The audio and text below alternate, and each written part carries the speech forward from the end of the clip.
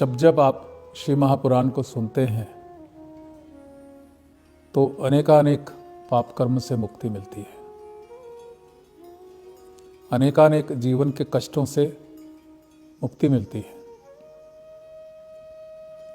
और यदि लगातार कोई मनुष्य शिव महापुराण का श्रवण करता है तो उसका जीवन सुखद होना प्रारंभ हो जाता है।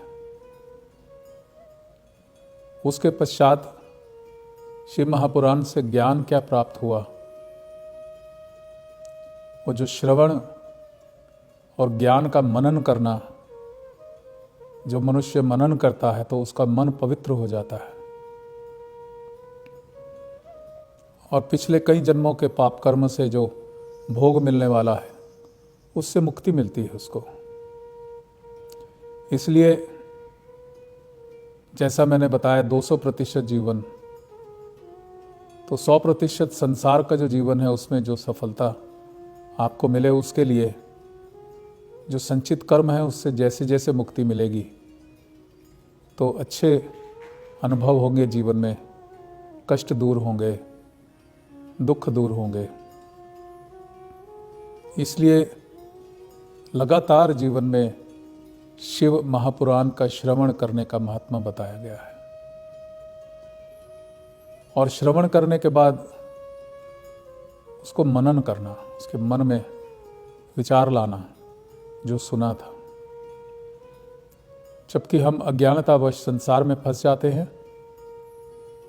तो संसार के प्रपंच जो भी नेगेटिव है, जो भी किसी ने अपराध किए हैं, जो किसी के प्रति क्रोध है, जिसकी बुराई है, कोई बुरा कर रहा है, हम उसी को श्रवण करते हैं और श्रवण करने के बाद उसी का ही मनन होता है। और उसी का मनन करने के बाद वैसे ही संचित कर्म जीवन में इकट्ठे होते हैं और उन संचित कर्मों के द्वारा प्रारब्ध भोग, जीवन में जो दुखद घटनाएं हैं वो आनी शुरू हो जाती हैं। तो इसलिए जीवन को यदि सफल बनाना है तो लगातार शिव महापुराण का श्रवण करते रहना, क्योंकि ये एक माध्यम है जो इस जीवन को सुखमय बनाएगा, जीवन के सभी कष्टों से मुक्ति दिलाएगा और अंततः श्रवण, मनन और संकीर्तन के द्वारा परब्रह्म को प्राप्त किया जा सकता है।